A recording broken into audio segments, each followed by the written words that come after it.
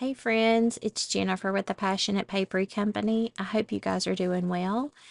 I am back today after a very long break from my YouTube channel and my Etsy, and I'm going to be showing you these altered cards today. This is card 16, 17, and 18. And I have kept up with my cards. I just haven't had time to really edit the footage and do a video on them. So I'm going to be doing that over the next couple of weeks, uploading all of the cards that I have finished so far. But today's tutorial is just going to be for these three cards. And I'm going to start with card number 18. I'm sorry, 16. And this is the one where I take the butterfly there and I laminated it, and I just ran it through my homemade laminator, and then I cut out a hole in the card and then just glued that in the back. And you'll see that I'm going to spray the card with some mica sprays and some bleach water to get the effect on the card. But the reason that I have not been uploading and posting is because um, my mother-in-law passed away.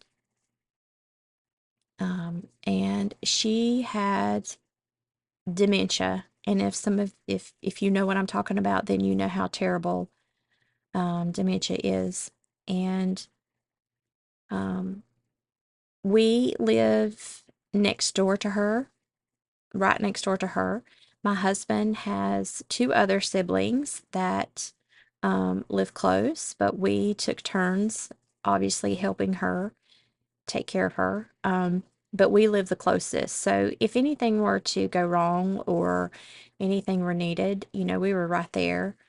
Um, and she probably started showing dementia symptoms. In hindsight, hindsight's always, you wish you had it right then. But my father-in-law passed away about 15 years ago, and she did really good for the first couple of years on her own. But then after that, I guess she probably started exhibiting signs of dementia then. We didn't realize that that's what it was then. She did have dementia, a family history of dementia, but we didn't realize it then. But it started with things like forgetting her keys or forgetting where she put her keys, locking herself out of the house, um, just things like that, forgetting to take her medication. Um, and again, hindsight's 2020.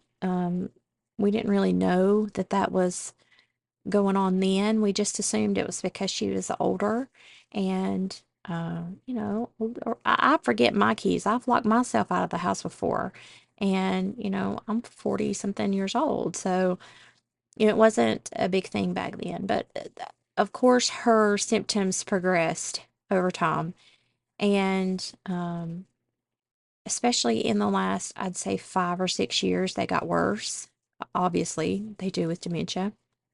And we started realizing then that she had dementia. And we started taking her to a geriatric doctor, the memory doctor, her regular doctor, trying different things. But it became where we were having to, remind her to take showers, remind her to take her medicine. And then about 4 years ago, she had a really nasty fall. And at that time, before then, we checked on her during the day. We checked on her before she went to bed because, again, she was very dependent. She could do things herself.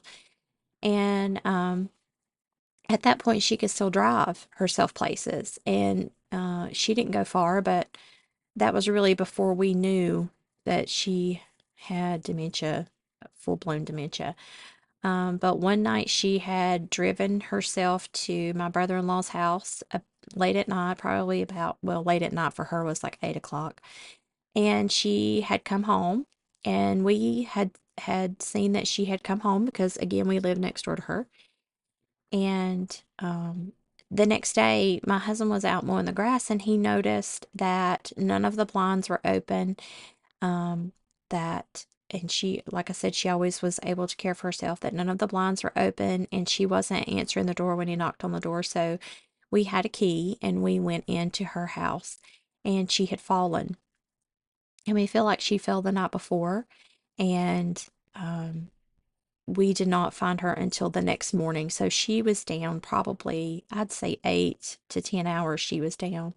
Of course, we called the EMS and took her to the hospital, but it was that point then we knew that something wasn't right and that she started exhibiting the next stages of dementia. So if you don't know a lot about dementia, they have stages. And in our experience, in a lot of people's experience, they will have an event happen, such as a fall or something like that. And then after that fall and everything levels out, they are usually go down to the next new level of dementia.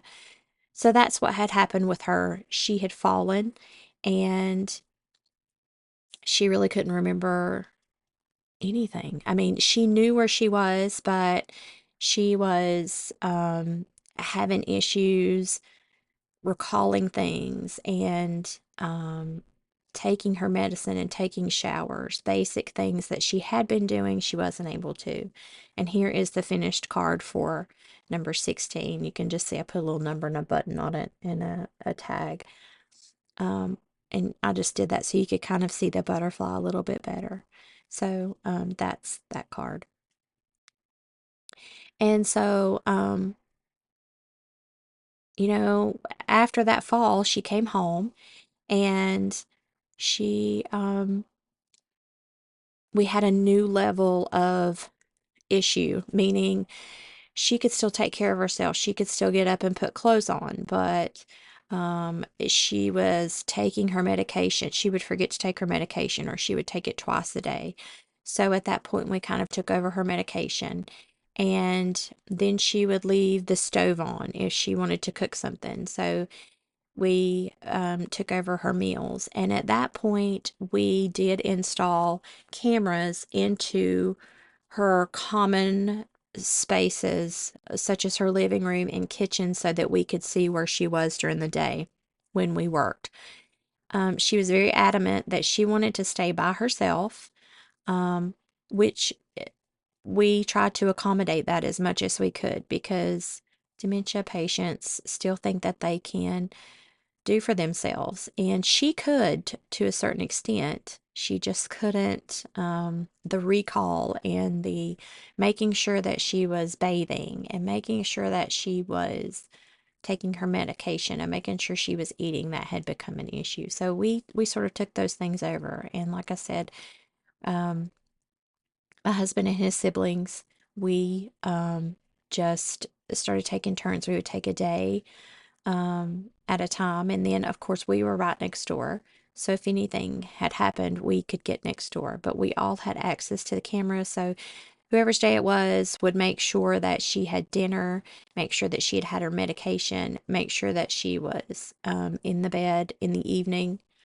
At night, made sure, and then we took turns making sure that she'd had her shower and those types of things because she could still get up and do for herself, put her clothes on, fix herself something to eat if she got hungry, and things like chips and a sandwich. But she really changed after she had the fall. And so that's kind of where we were about 4 years ago. Um, and so now I'm just going to take a break here and tell you what I did was I started just painting, just sewing cards at one time and then painting them different colors. So then I started pulling out again, doing the draw from a bucket. And if you don't know, I get anxiety and I can't think about what I want to do. So I just threw a bunch of prompts, a bunch of different things like colors and shapes and different materials, media into a jar, like labeled them and put them in a jar. And then I draw a couple of out for each card so that I'll have a prompt kind of to go by. So that's what I did here. Um, for card 17. So I drew it looks like a circle and some stitching. So here I am putting this card number 17 together. So then after her fall, we took that over, which was fine. But then, like a year and a half later, she had gotten sick and it made her worse. And so she fell again. Of course, this time we knew she fell because we had cameras in her common spaces and we knew she had fallen. We saw her fall. So we were out there within a matter of like 2 minutes because, like I said, I live next door. It was actually my sister-in-law's day and she saw her fall on the camera and she called me immediately. And I went out there and they were there. We were all there, within a matter of minutes. And thankfully, anytime that she fell, she never broke a hip or did anything like that. Which I'm thankful for because my mom has fallen before and she's broken something just about every time she fell. But anyway, so and then after that, it was a new stage of dementia that we had to get used to. And so all of this was, we had kind of the new norm after that, whatever the new norm was. And it became more and more obviously where she needed more assistance during the day. And so, I guess it's been about a year ago, we actually hired someone to come in and help her a couple of days a week, sit with her a couple of days a week, about 3 hours a day, just to make sure that she got her shower, her breakfast, made sure she had lunch before they left because we all work. We all work. All of us in our family work. And so we wanted to make sure that those things were taken care of. Of course, we still had camera access and we were able to check on her at night, those kinds of things. And so about a year ago, we had someone come in, and so we had that help. But then, like I said, one day, she went to bed on it was a Friday night, and the next morning, she was having trouble getting out of the bed. And when I say having trouble, I mean it was taking her forever to get up and get out of the bed. And so I went out there, we went out there, and she could get up and she could get moving on her own, but she just cried and said she was hurting so bad, and it just took her forever to get up and put her clothes on. And she did with our help, but it took a long time. I'm talking like 3 hours. And, we were just kind of like, well, maybe she's had a bad night, this, that, and the other. But we by the end of that afternoon, we knew something wasn't right. We weren't really sure because she was still acting, um, she was still talking, she was still walking and doing her own thing, but she was just much slower. And so we wound up calling the EMS, and she had a heart attack. I guess like a silent heart attack is what they called it because she didn't have one of those like you see on TV where it's an obvious heart attack. They told us that it was a silent heart attack. And she did have a history of heart disease in her family. And so they told us she spent probably 2 weeks in the hospital at that point. Um, and she didn't get up after that because she had a hard time walking. And they told us at that point she had congestive heart failure, which was again like a um, family issue for her. It was a history thing in her family. And so she spent about 2 weeks in the hospital, and they wanted her to go into a nursing home to have rehab. And to say that that was the hardest thing we ever did, it was because it was very hard to watch her go from being able to take care of herself to not be able to take care of herself at all. She didn't know where she was. She stopped eating basically, and eventually, 6 months later, she passed away. And it was very hard because, we all kind of thought we had grieved her. At least I did. Well, everybody did, because you kind of know that they're leaving, but then after that it was hard because she was actually gone. And so, um I took some time after that to be with my family, to clean out her things and to get everything situated. Help my husband with all of that and his siblings. And my daughter, of course, she was very close to her grandchildren. So that's kind of where I've been. My mother also had a few health issues, but she's okay as well. But that's kind of where I've been. I've not been crafting. I just haven't had the time to um, upload the videos and edit the videos. And so I'm going to be doing that over the next couple of weeks and hopefully get back to where I was before, where I'm able to upload tutorials and upload things to my Etsy shop.